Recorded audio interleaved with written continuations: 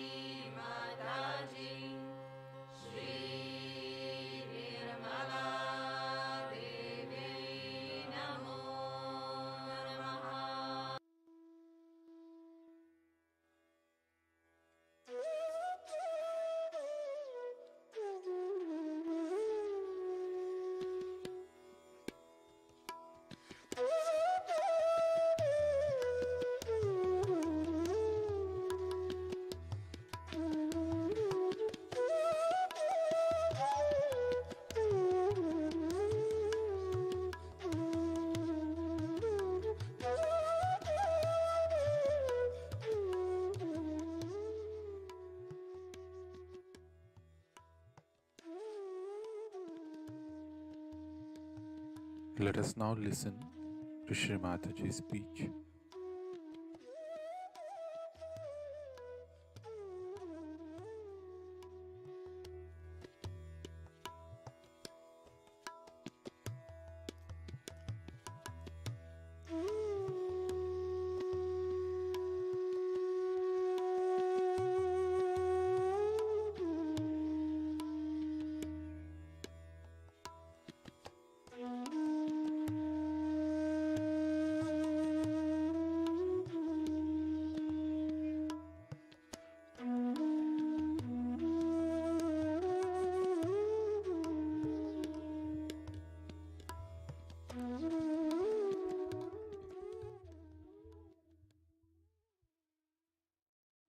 Today we have assembled here to do Sri Buddha Puja.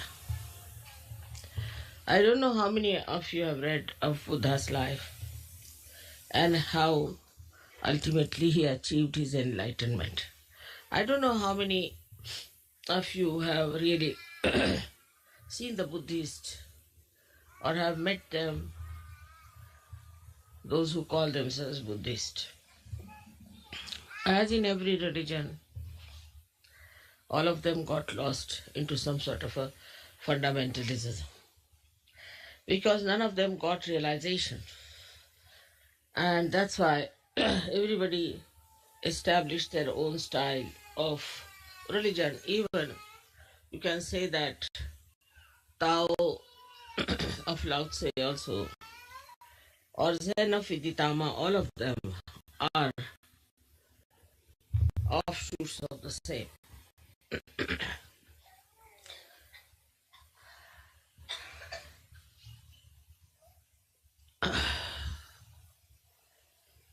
You have to see how he first felt that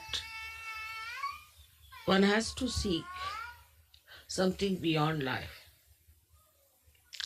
Once we are very much satisfied with whatever we have, because he was a king's son, he had a very nice wife, he had a son, and naturally anybody in that position would be quite satisfied. But he saw a very sick man one day, he saw a beggar, and also he saw a dead man, and everybody crying for that dead person. He couldn't understand how this misery has come. And what is the need to have this misery? So he gave up his family, he gave up his luxuries of life, everything he gave up and went in search of the truth, as many of you have done. He would have been lost also, I would say, because he read all the Upanishads and he read all the books that were possible for him to say what is the truth is. But he couldn't get anything. He took a complete sannyasa in the sense, as far as the food is concerned, as far as entertainment is concerned, everything he gave up. And ultimately, he was lying under a banyan tree, and suddenly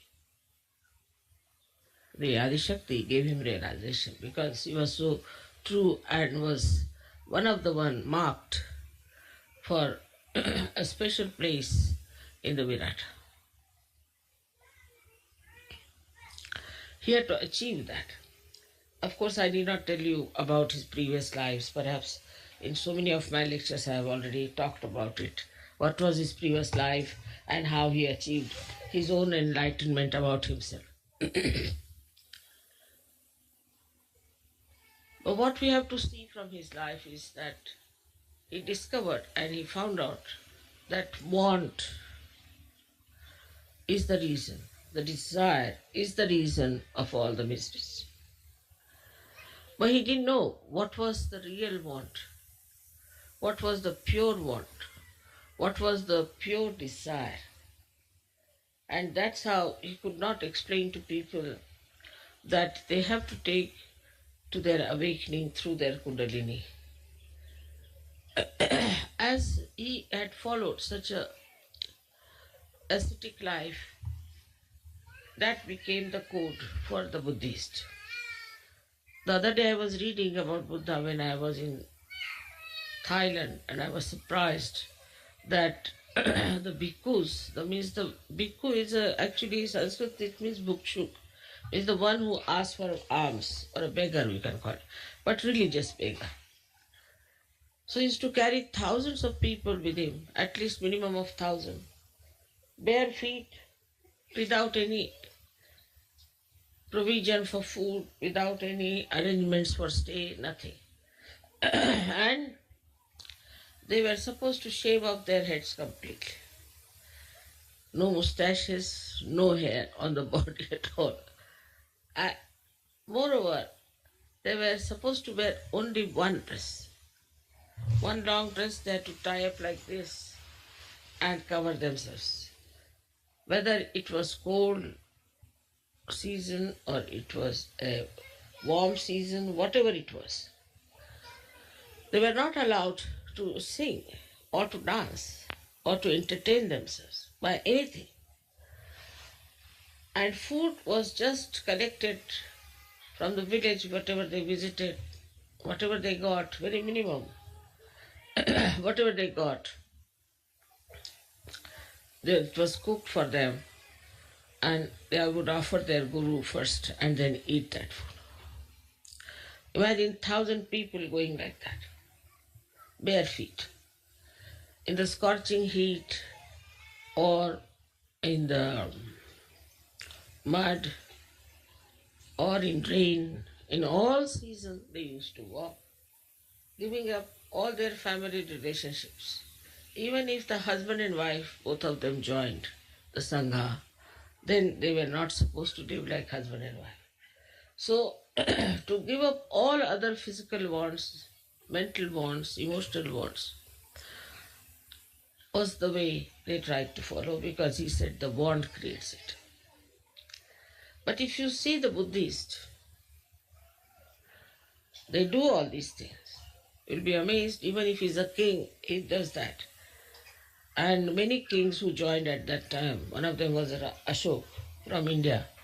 He dressed up like that. He became like that. He started traveling in the same manner and tried to lead a complete ascetic life. Very difficult life it was, and they thought that by doing all that, they will achieve their realization. They say that two of his disciples did achieve. Their names are Moggallana and Sariputta. These two people got their realization. But the whole thing was absolutely a life dry and insipid. Had no fun in it. No children were allowed. No family life was allowed. So it became a very secluded, very harsh, I can say very dry life. Though it was called as a Sangha, means the collectivity. But in that collectivity, there was no report as such, because they were not supposed to talk too much. They were not supposed to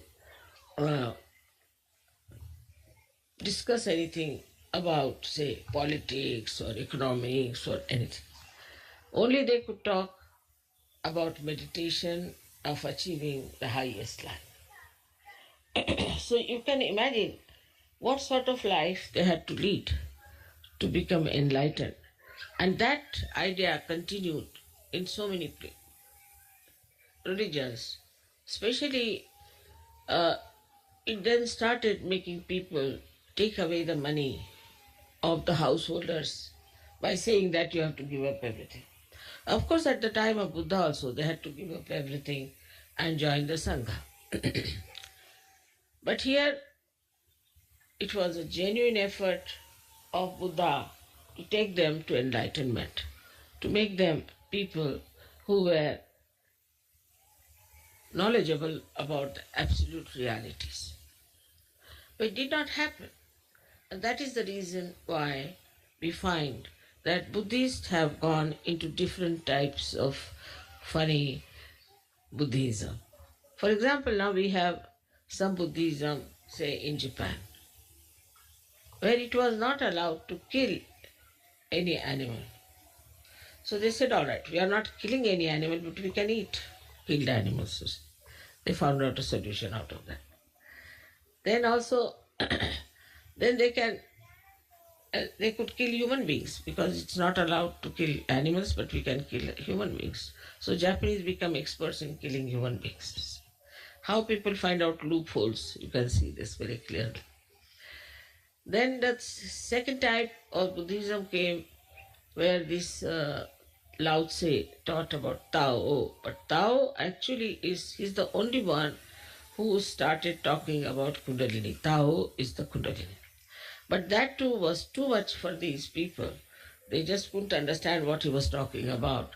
But the way he expressed himself in paintings and other things, just to deviate from that kind of a harsh Buddhism.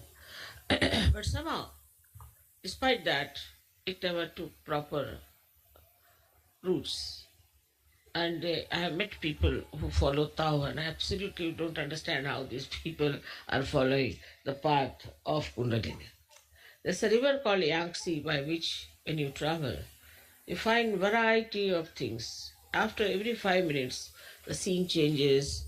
All the beautiful mountains take another form, and you have lots of waterfalls, and it's very interesting. That is the Kundalini. Tao is that river. But it said that you should not divert your attention to these temptations which are outside. You should see them, but move. And that is what is Tao, which he brought in. But they got lost, because they started painting all those things and doing all kinds of more into art. Basically, Buddha never thought of any art. He never wanted to have any art, and he didn't want to do anything with art. He said, but only thing is that you have to introspect and go within and deep down and find out what is the absolute truth. So the whole thing started deviating like this. Then this Zen system was the same as mixed up with Kundalini, which Viditama, one of his great disciples, who started in Japan. Now, the Zen system is that they used to put, I sometimes hit also on the back of the, what you call the spinal cord, on the chakras, and they would try to raise the Kundalini. All kinds of horrible things.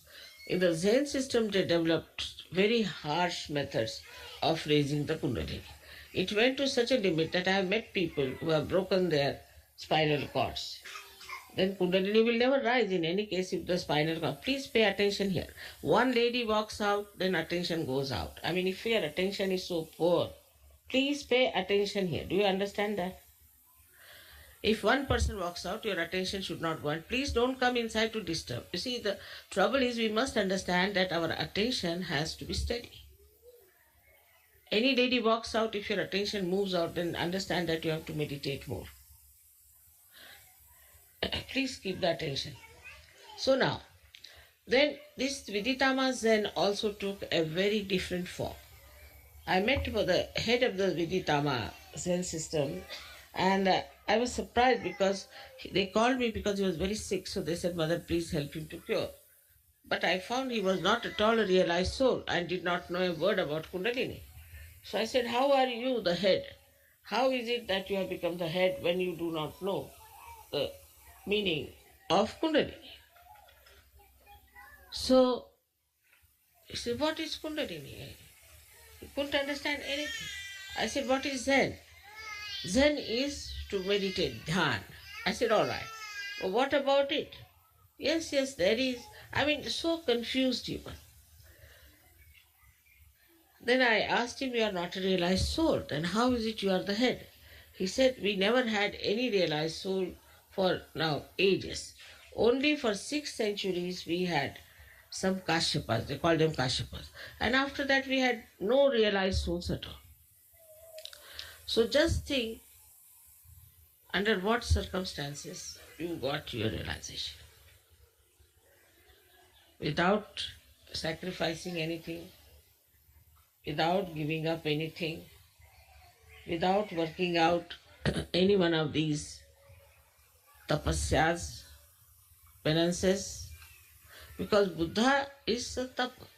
These 3 deities on your Agya Chakra, Christ, Mahavira and Buddha, 3 of them are tapa. Tapa means penance.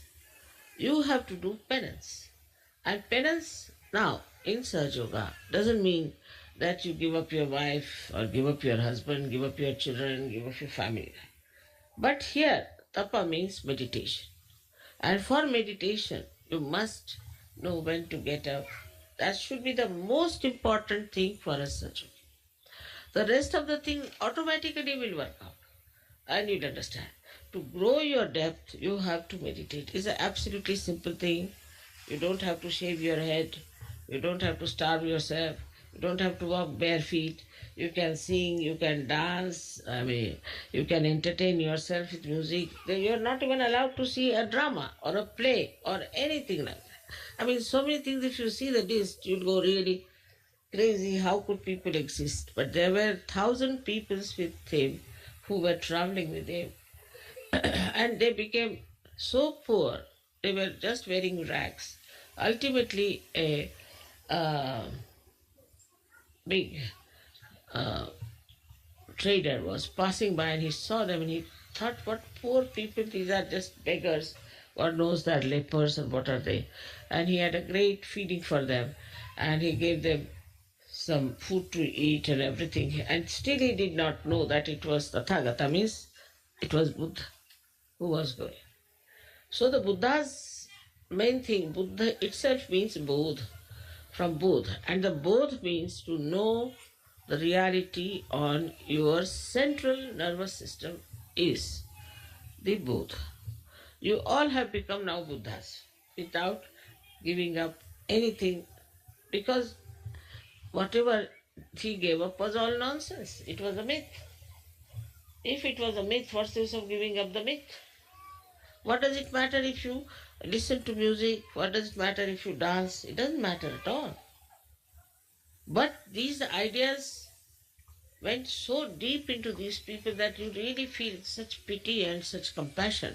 That look at them, where are they getting lost?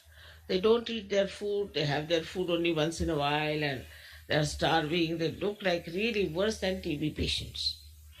But while you people look like really roses, beautifully, all of you are enjoying life and everything is there.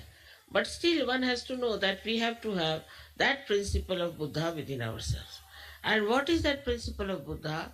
Is that we have to do tapa. Tapa doesn't mean I don't say you starve yourself. But also, if you have too much interest in food, it's better to take too little fasting. I never said that you should not enjoy music. Never, no question. You should. But then you should enjoy music which is for your emancipation, for your awakening, for your ascent. I don't say don't do, because yourself now you are Buddha. Buddha was not to be told anything. He told everyone, but he was not to be told. In the same way, I don't have to tell you. It is only you have to understand. But sometimes we are really bound by so many conditionings that I find very difficult for people to understand what is the spirit. Spirit is boundless. It is a free expression of God's love. So when it comes to the free expression of God's love, the compassion, the love, then one has to understand, do we do that or not? Even now there are many conditionings which are still working in us. For example, some of you are like this, that I belong to this nationality, to that nationality, I am this, I am that. We are very proud of that. We cannot mix up with other people. We are too high for the other people, or something like that. You are now become a universal being. So how can you have these stupid limitations which are mythical again? So one must see, introspect and find out if we are having, what's the matter with her? Take her away.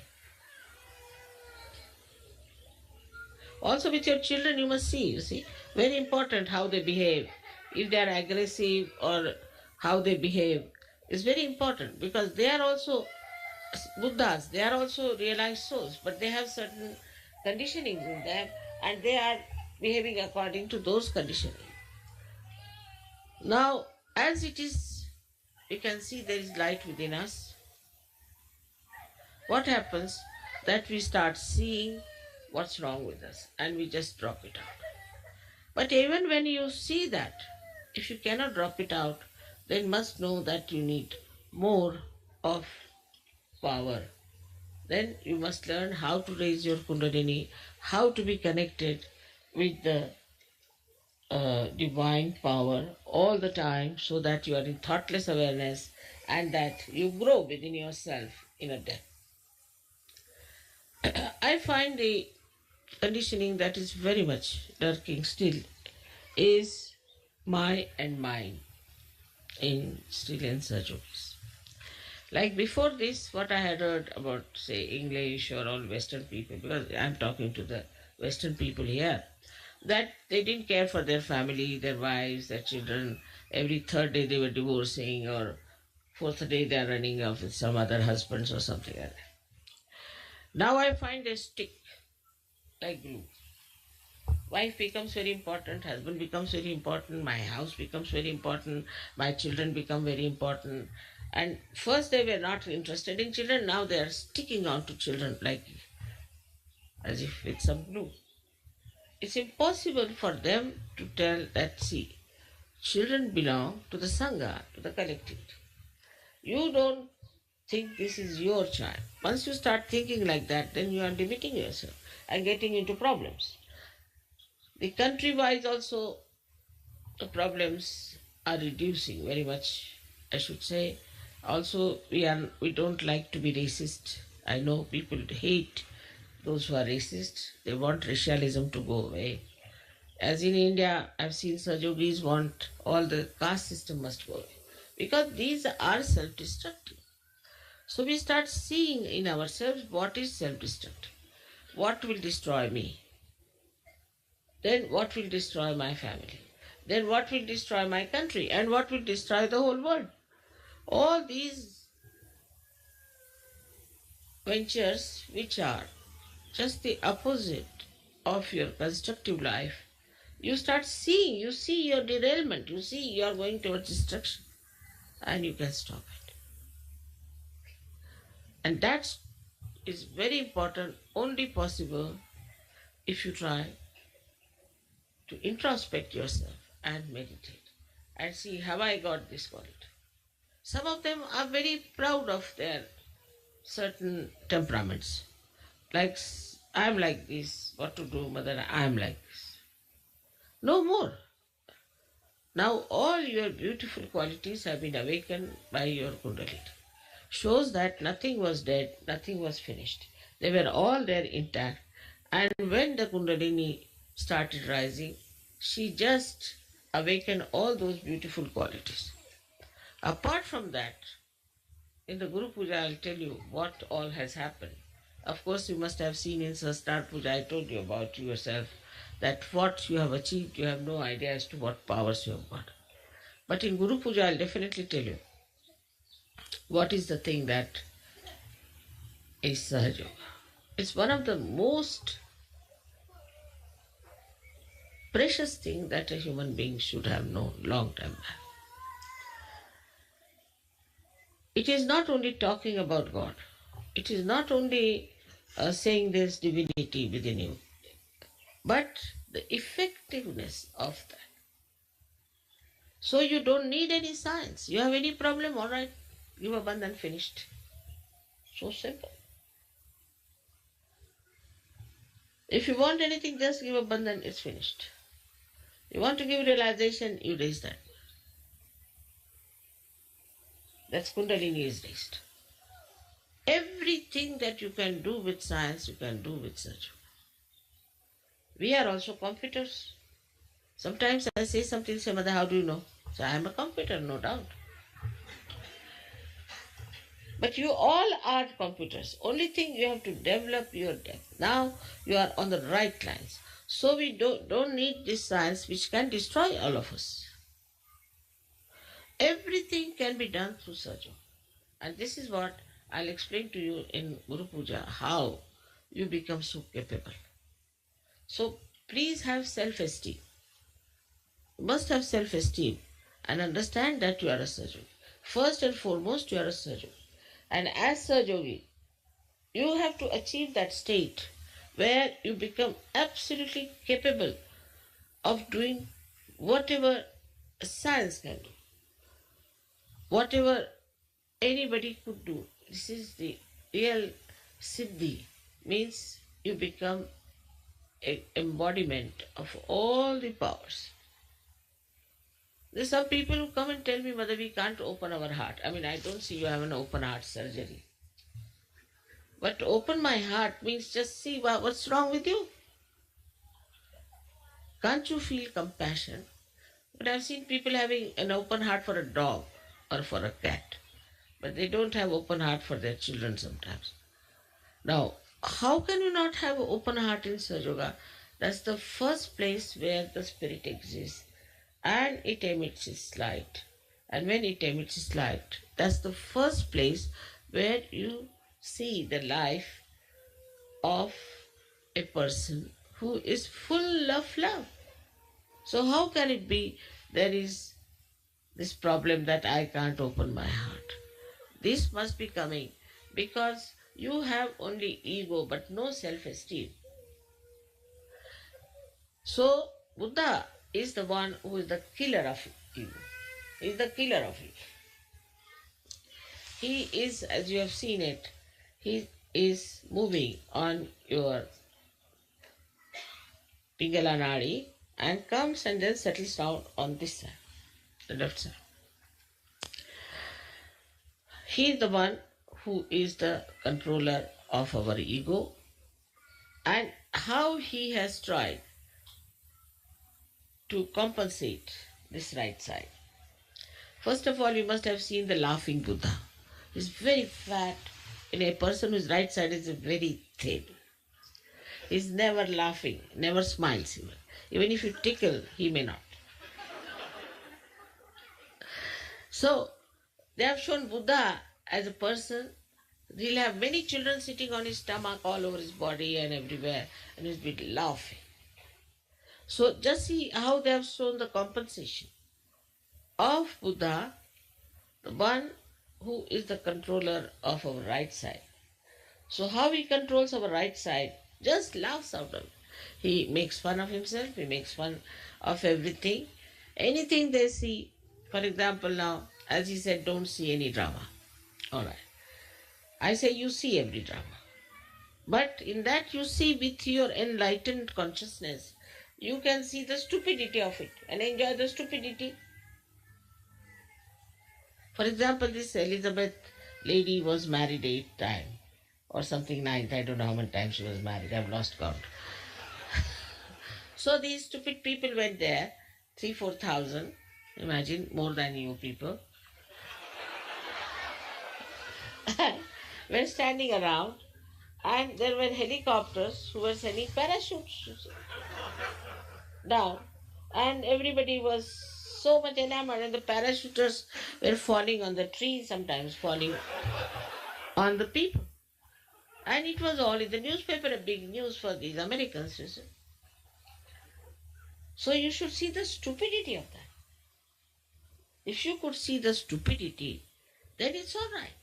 But if you become one of those spectators and think that, oh, what a thing is the... what a luck that I've been able to see this lady, such an inauspicious person, going for her honeymoon. Then, you see, anything you see. Now say, I went to Rio and they showed me the way they are having carnival. My God, I felt like vomiting. It's so repulsive. So, how you react to things depends on your attention.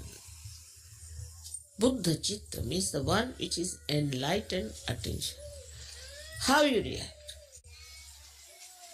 Of course, if it is something divine, then you have a rapt attention. Absolutely. You won't put your attention here. To you, it does not matter whatever may happen in the whole world. A complete attention on that.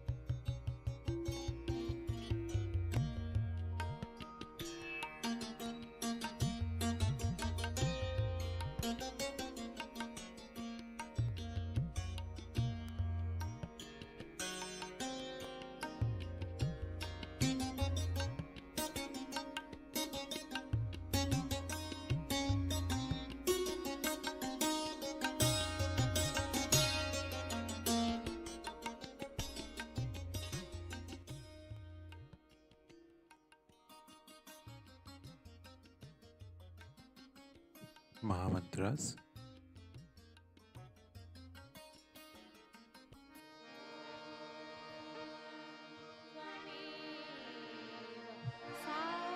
साक्षात् श्री महालक्ष्मी महासरस्वती महाकाली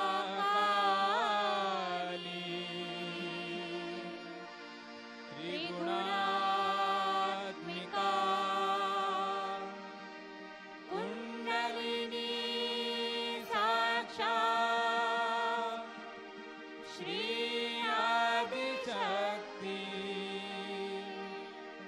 माताजी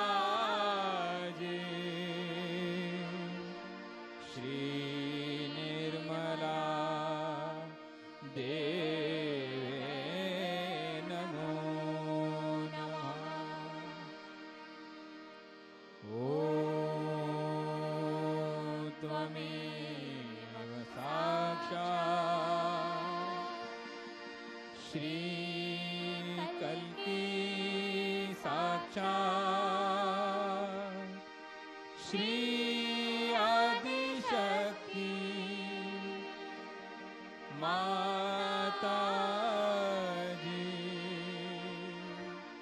श्री निर्मला देवे नमो नमः।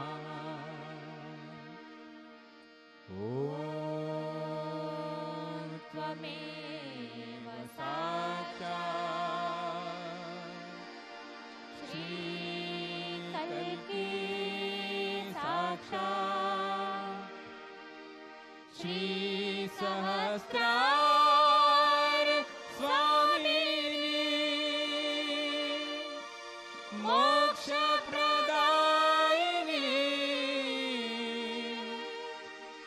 माताजी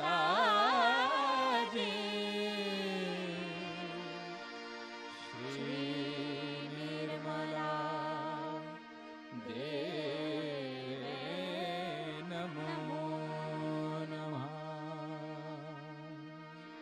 श्री निर्मला देवे नमो नमः। श्री निर्मला देवे नमो नमः।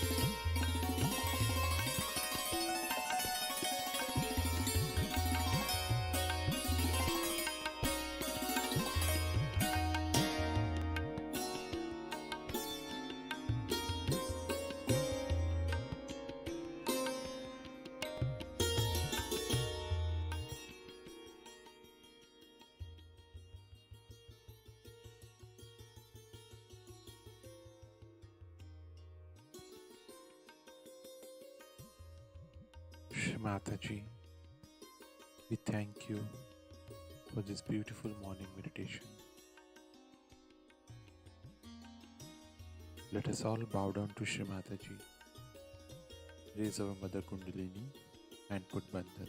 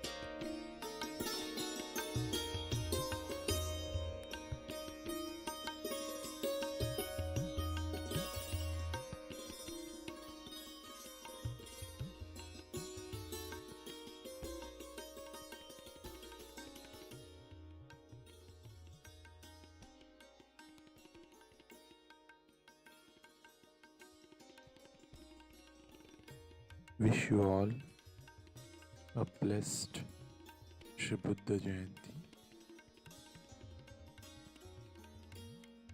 We will continue with our morning meditation tomorrow morning, same time.